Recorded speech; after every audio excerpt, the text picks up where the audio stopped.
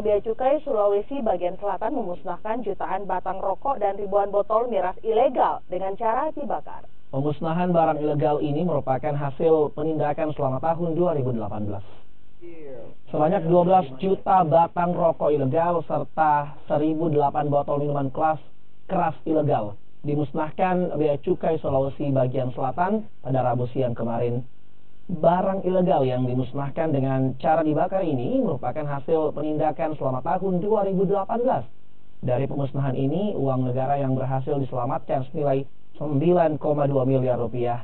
Sebelumnya, petugas Bea Cukai mengamankan barang ilegal tersebut melalui kegiatan operasi pasar dan pengawasan pada jalur pengiriman jasa ekspedisi.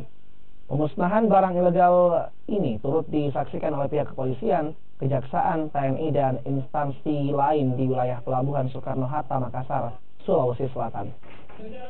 Ini kan hasil penindakan kita. Ada barang buktinya berupa hasil tembakau dan minuman. Nah, karena karakteristik ini barang ini harus dimusnahkan, tidak bisa dilelang, tidak bisa dihibahkan, ya harus dimusnahkan.